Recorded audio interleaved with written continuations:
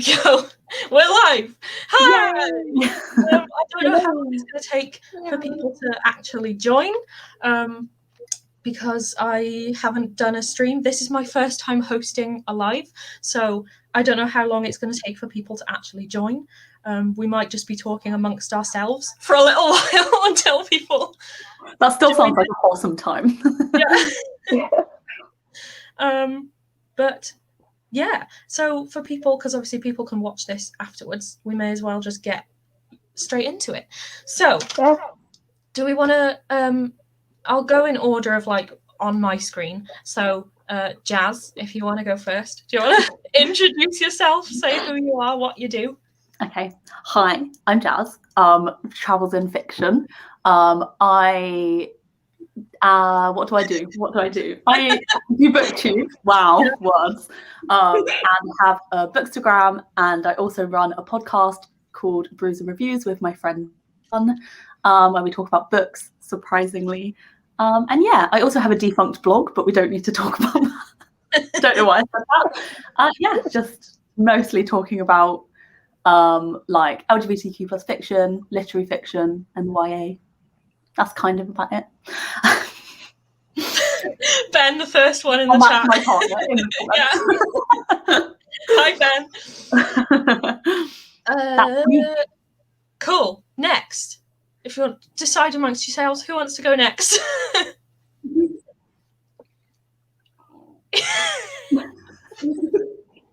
Okay, I'll go. I'm Jayati from It's Just a Coffee Addicted Bibliophile, and I have a blog, and I also have a bookstagram, but I don't really use that much. Like, I just started posting on it, so that's pretty new. And yeah, I just love to talk about books, and that's why we're here. Nice. Laurie? I'm Laurie. I'm a blogger over at The Reading Fairy. I'm not that active on my Instagram. Cool. I'm more active on my blog. Yeah, it's so hard to try and like stay active on everything. Like, I have intentions to like post on my blog regularly, make videos regularly, post on Instagram regularly. Like, no, it doesn't happen. It's like it doesn't. One thing, and then the rest just gets deserted. Yeah. So, Cinderella is dead. Very interesting. I think I have lots of thoughts. I know Jazz has lots of thoughts. I do. Yeah. So, I guess if we just start at the top, just general, what did everyone think in general of the book, and what do you think you would rate it? I loved it. You did? Cool. I think I rated it 5 originally, and in reflection, this is so picky. I would put it at a 4.5, but it's still staying as a 5 on my Goodreads. Okay, cool. I really liked it. That's me. Cool. Nice. Joyce? I really liked it too, although I think it's more of a 4-star for me, because I thought the ending was a little bit rushed, and maybe like we could have had a bit more of expectation about that. So yes, this is my agree. Yeah. How about you, Laurie? I'd probably give it like a 4 stars. Like, the ending was rushed, and like I noticed a couple of problems I did because this was my first time rereading it. Mm-hmm. Yeah, I agree. So I think I gave it 4 as well. I was talking because I finished it on a live stream yesterday. I was doing like live sprints yesterday, so I actually finished the book on a live stream. So I was kind of trying to get my thoughts across straight after I'd read it. And I think I said, I was like, I still wasn't sure what to think of it because I had just finished it. But on reflection, yeah, it's like a solid 4. I kind of agree with both of you that the ending felt very fast, but I think I've kind of got a question about that for later on. Yeah, I've got questions and everything. I'm prepared. I mean, I say I'm prepared. The questions were Laurie's questions that I've pretty much just stolen. So that's fine. I pretty much thought. Oh, she's frozen. Oh no. Oh no.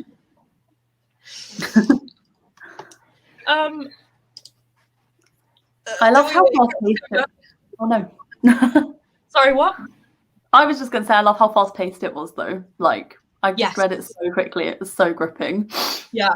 And I think it has the thing that I love too with really short chapters.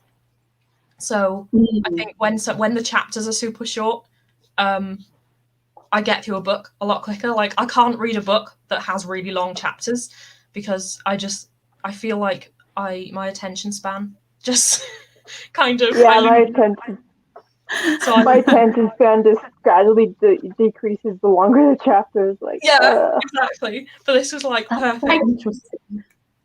God, what were you gonna say? I feel like when the chapters get really long, then I keep flipping the pages to see when it'll end, and I just keep wanting it to end, and I just don't like that.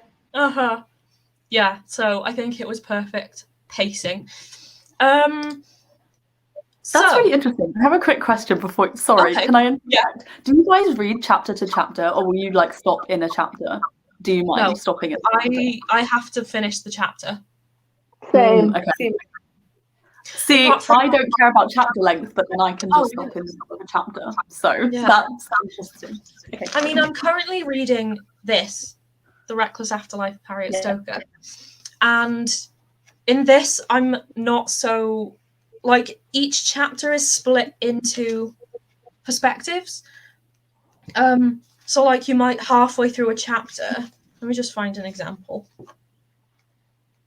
I don't know if you can see. Halfway through a chapter, it kind of has, like, a new heading like that for the new perspective. And I'll stop there, even though it's, like, not the end of a chapter. That's a nice place to stop. But I can't just, like, get to the end of a page and just stop there. Like, I have to finish a chapter. Otherwise it drives me nuts. Yeah. So, Laurie's question, as you so wonderfully put it originally, it follows Sophia, who is stuck in a patriarchal world where young girls go to a ball and meet their future husbands. If you were stuck in this position, would you go along with society? Like, would you accept your fate, or do you think you would do what Sophia does and defy it?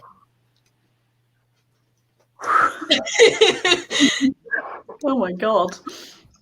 I'd like to think I would do what Sophia does, but I don't know. You have to be really brave to do that.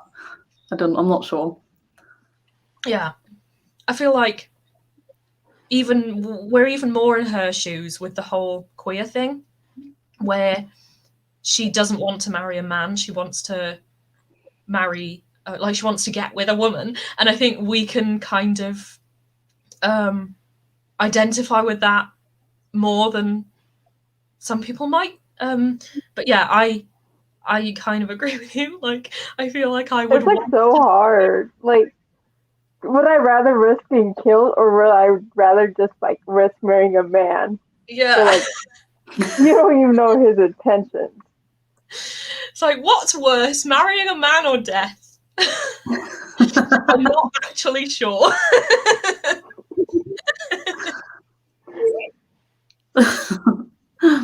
That's really funny.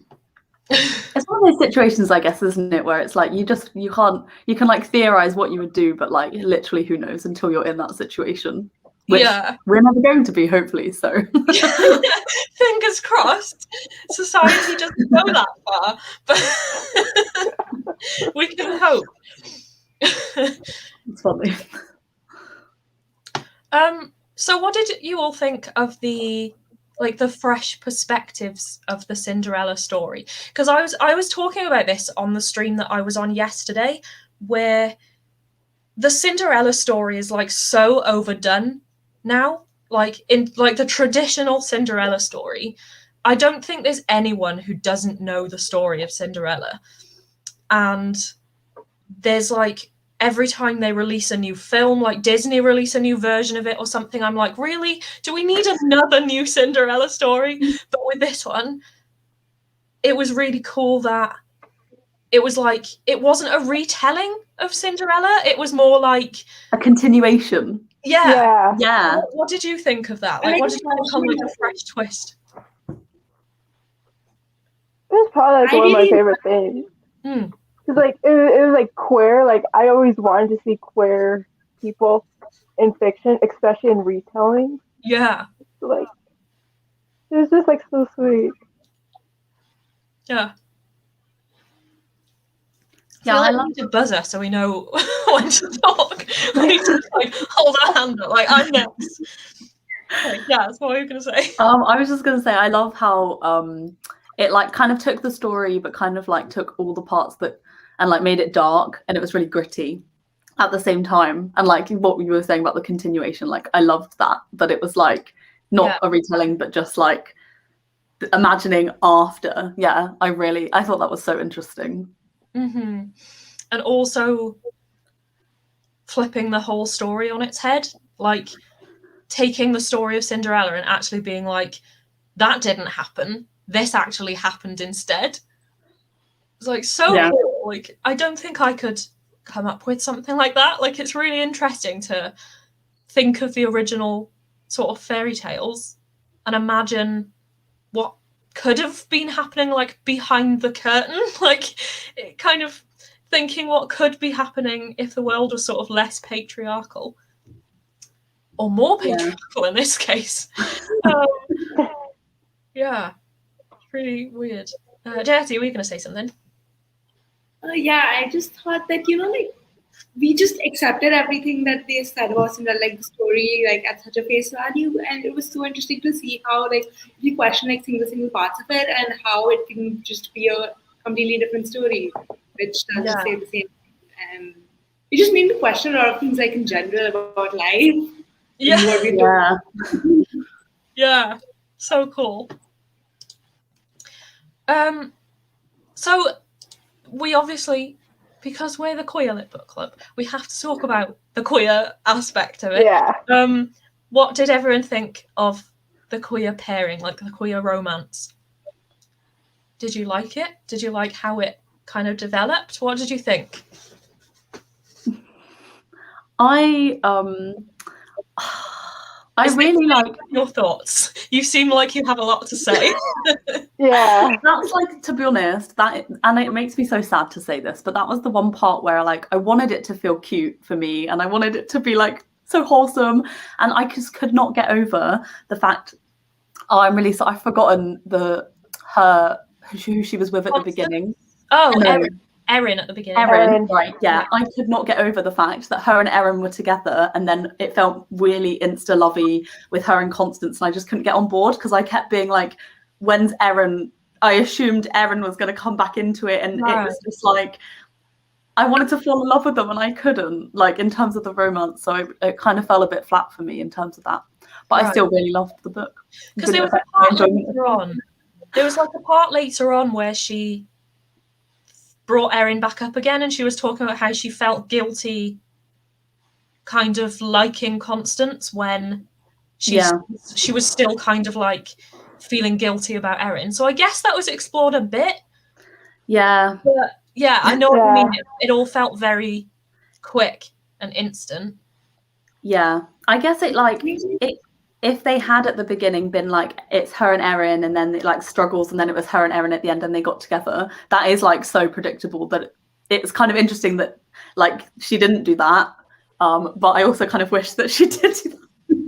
Right. I don't know. What does everyone else think? I mean, the romance books, like, I have a hard time connecting with them. So, like, it's like a 50-50, but like in this book, like it felt like really rushed and so insta-lovely. Like I want to see more development. Yeah, I think the same thing as well. I agree that I am not a big romance person. I think everyone in real life that knows me also knows that I'm definitely not a romance person. Like, I love when a book has absolutely no romance. I have recently discovered that I think I don't completely hate romance. I realized that I just hate straight romance. As soon as it's queer romance, I'm like, no, okay, wait, this is more interesting. But yeah, I still think I struggled to. Yeah, it was just very quick, and I don't know. Jessie, what do you think? Yeah, I also thought it was really quick in the beginning, and I wasn't really into them getting together. But I think like towards the end, when they actually physically came together and they just did stuff together. I think that I was more into them, but I guess I would have liked it to be a little bit slower too. And that would have made it more realistic, I guess, because I don't think she was ever overrated the whole time. Yeah. Yeah. I think Back. towards when everything kind of went crazy towards the end is kind of like you could see the whole it was almost like Constance was like the sort of knight in shining armor type thing where she came in and just I guess it's hard to, I don't know how to explain it. It's like very fairy tale in a way where Sophia was kind of like almost like the damsel in distress, where she just didn't really know how to do very much on her own. Like she didn't know how to like fight or like she didn't really know how to be very independent just because of how she has been in society. But then Constance was almost like this sort of complete polar opposite where she was kind of this badass fighting like she just kind of swept in as like the hero. So I didn't know what I thought of that. I thought they kind of I don't know how well they went together, like chemistry wise. Like I don't know how much they would actually have in common because they seem like complete polar opposites. I don't know. That's true. But also opposites attract. True. Yeah. That is funny. That's interesting. I didn't think about that. I am glad that it exists though. Like I feel like we need, because fairy tales are very patriarchal. We know they're like very straight and White.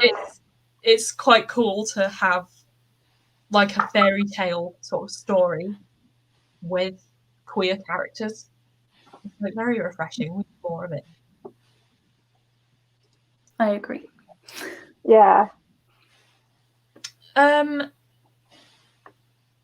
So I'm just looking through my questions. Well, Laurie's questions. So it deals with so many big themes. So we've obviously got like abuse in so many forms. Like there's several sort of forms of emotional abuse, but also like physical abuse, racism, homophobia, like many quite heavy themes. How do you think these, like, do you have any thoughts on these? Like, how do you think they were portrayed? Do you think any could have been explored further? Another big question.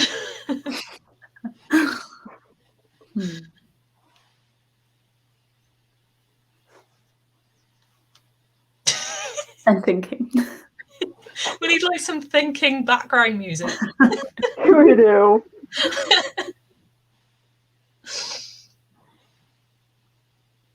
I'm not sure. I feel like it was I don't think it I don't know what I think, but I think it was each element was explored quite well. Like I don't think there was anything that was like, no, please go back and explore that more. I think when relevant in the plot, which was also so solid, it came and was explored in depth enough, if that makes sense.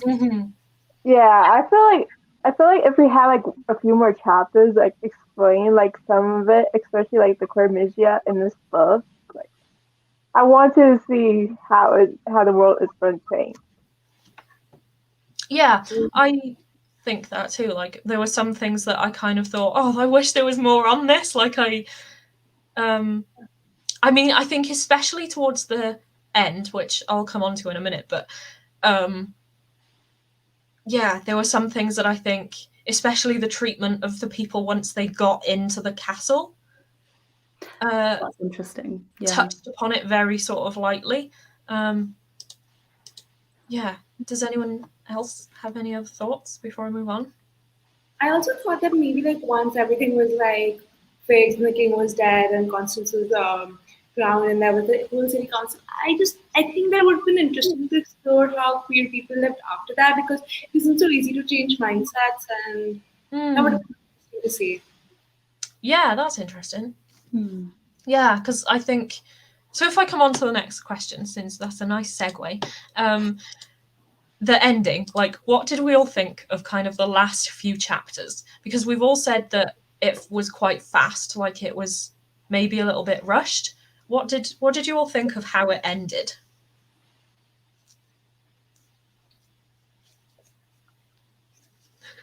Who wants to go first?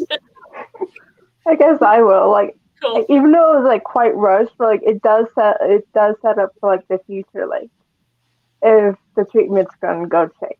Because I think I saw like there might be a potential for a book too, but like who knows? Yeah. I wonder if it could be. That would be interesting. I agree. I mean, what we said about it being really fast, but I also it had like that satisfying element. Well, yeah, no, I think on the most part it had that satisfying element of like you know, things being like wrapped up and like, okay, yeah, that makes sense. Like, and I liked that. And I do quite like a fast ending, but I think if it was just like a little bit more explored, would have been like, yeah. I think I also like the fast ending because it felt like everything was coming together so fast, which is actually true because it was happening in just a matter of few hours, and I guess it made sense to make it fast, but I would have loved it a little bit more. Yeah. Yeah, like I was thinking I would have, you know, when she's talking to, I can't remember what the person's name is. The person who's in the cell next to her. Oh, yeah. Locked in that cell. I would have liked to find out more about them and like the rest of the people that are locked there.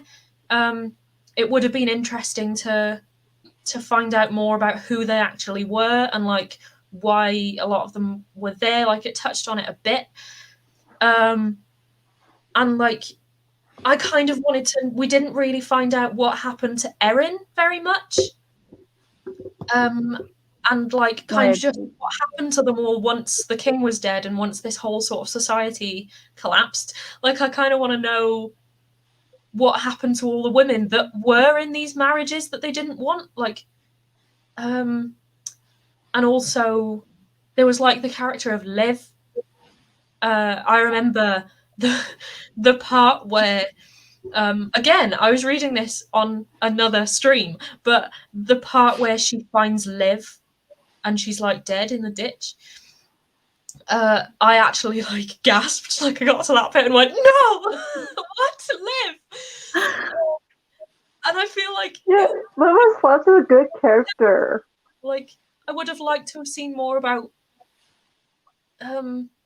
whether her sort of she had a bit of a sort of legacy that lived on. It was just kind of passed over a bit. What were you going to say, Laurie? And like Liv is such a good character. It was like so sad. Yeah. I also gasped at that moment. To be honest, I gasped so many times in this book. It had some like solid plot twists that I like. Was like I did not see this coming at all. So good. Love it. Love it. Love it. Love it. Yeah.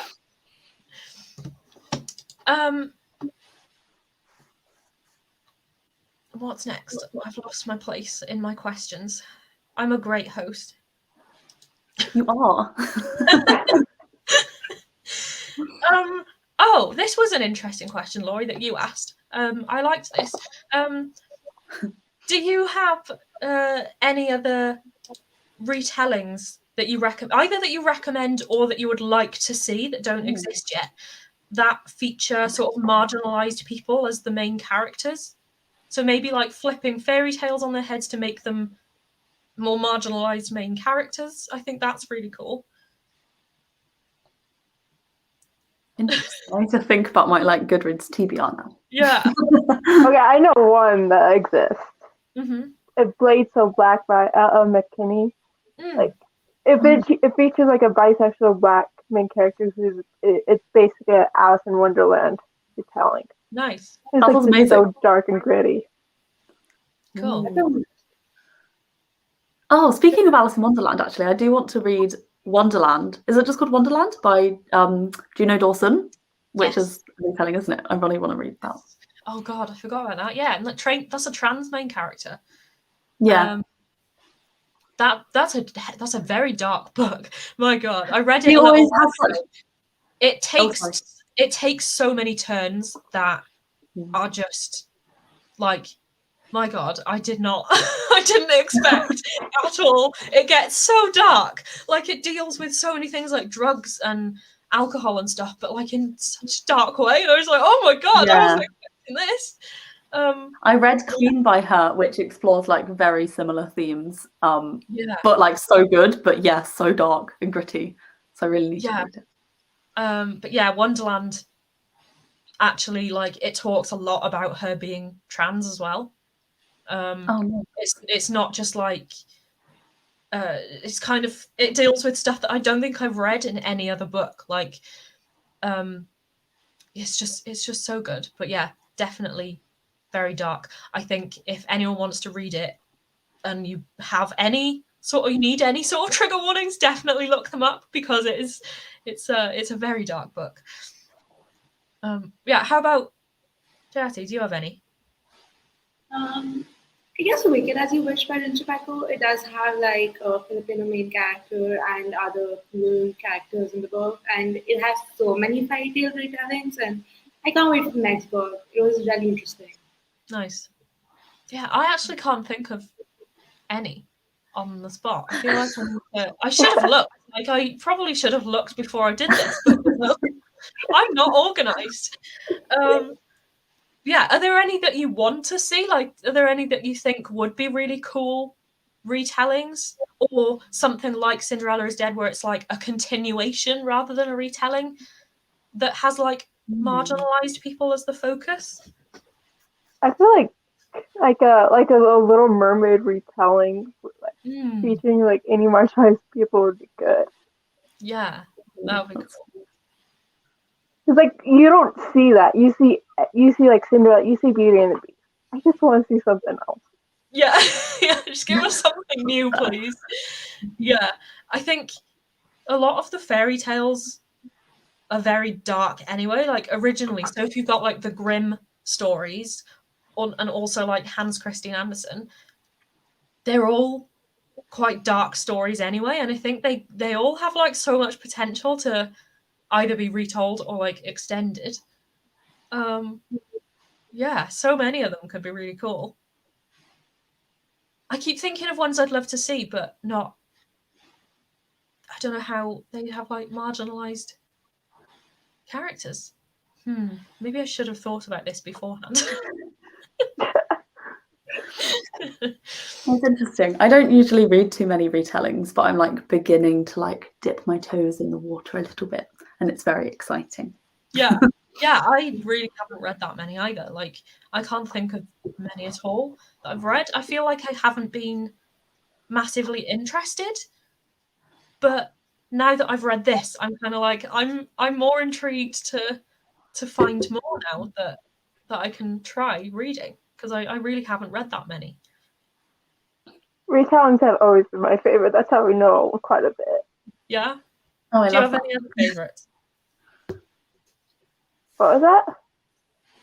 Do you have any other favorites that you might recommend? I can't think of any.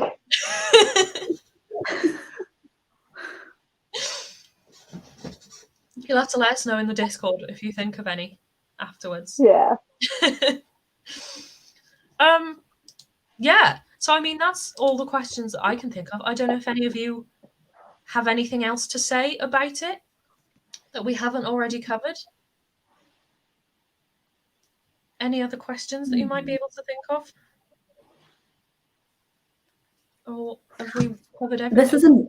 This isn't like a question, more just like a comment. But I really, really enjoyed and appreciated, especially as someone who like very rarely reads fantasy, that the first half felt more like dystopian, like, and a bit more that vibe. And then as we got into it, some magic elements appeared. I feel like it's a really great one for people that don't read fantasy. I really liked that part, that like vibe. Yeah, that's really cool, because I love dystopian.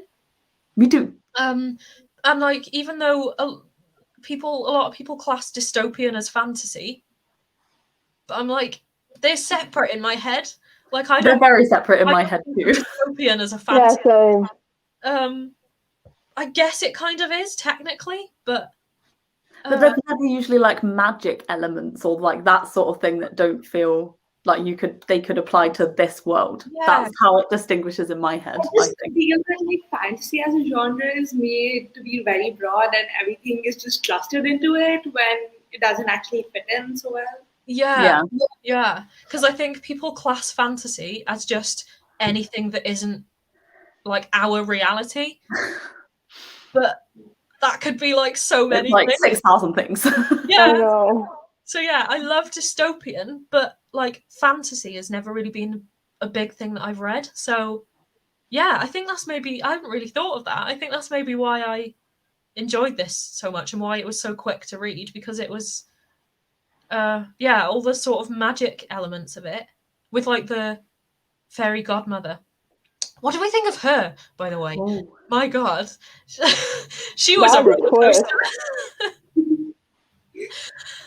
I guess I was kind of expecting her to not be good because everything else was so shifted and she was always shown to be so good and we'd already seen bad elements about her earlier, so just like, I'm suspicious.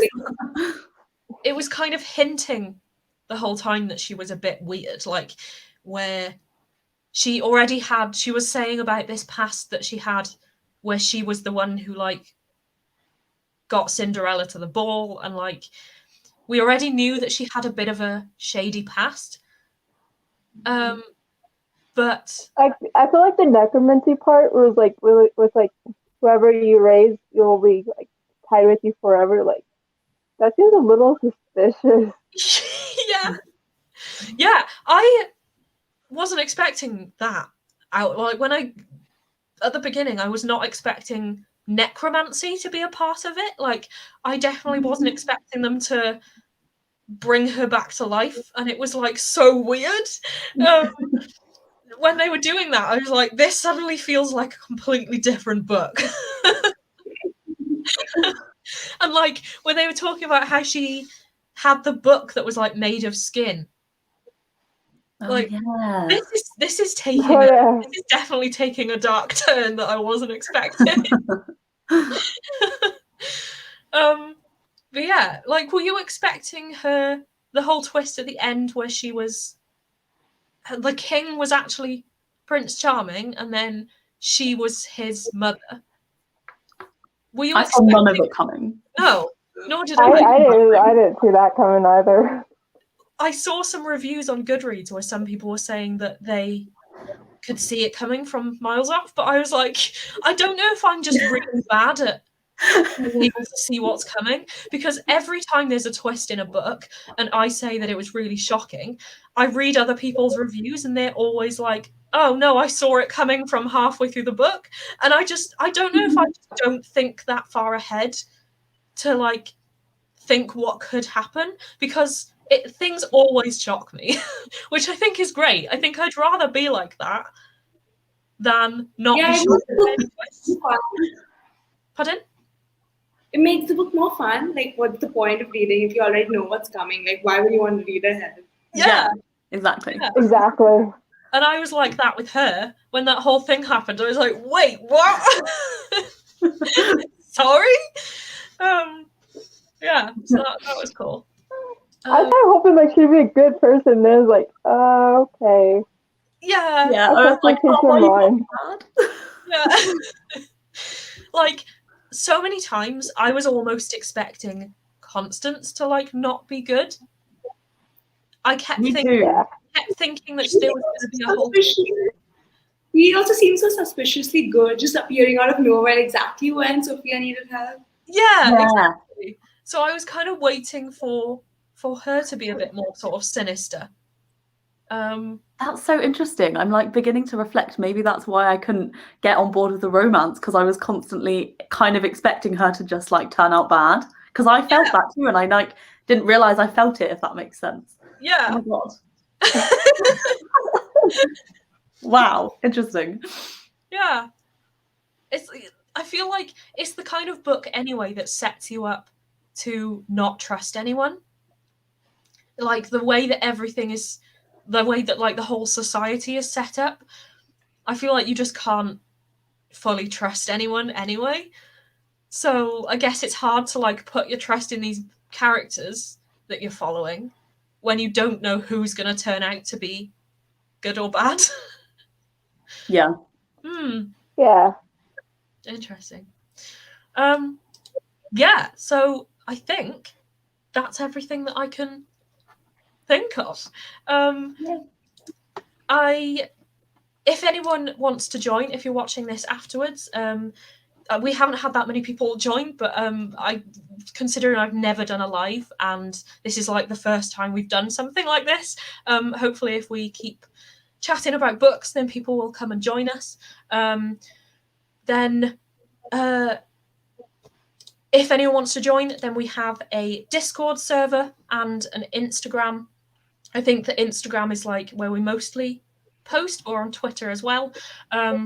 I will put the links to everything in the description of this, so you can join if you want to. The next book that we're doing in April is The Henna Wars, which I'm very excited to chat about because that I is actually have a copy. That looks so much. Oh, it's so dark. Yeah. Yay! I'm so excited. So yeah, if anyone wants to join us reading The Henna Wars, then please do. Come and join us on Discord. It's where we chat. We have some good chats going on. So that's probably the best place to kind of stay up to date with everything we're doing. I think for future books, I think because we've only just started this really in the past couple of months, we're still trying to figure out the best way of doing things. So yeah, whether next time we'll do like a live like this again, or we'll kind of maybe schedule a chat in the Discord, or I was also thinking we could maybe like schedule a Zoom call or something that people can join in. We can figure it out. But yeah, we will do something. But if you want to stay up to date, then head to the Discord or Instagram, because those are the two main places where you can get updated. So thank you all for joining. It was fun to chat about the book. Thank you for having me as a Queerlit Book Club guest. No problem. You're welcome anytime. I just saw that you were talking about it a lot on Instagram, so I was like, right, Jazz. Yay! But yeah, thank you all for joining me. Thank you. If anyone is watching this afterwards, then thank you for watching. I hope you enjoyed the book. Let me know in the comments what you think of the book. Did you enjoy it? Did you see any of the twists coming? Let us know. And hopefully we'll see some new people in the Discord server for next month. See ya. Bye. Bye.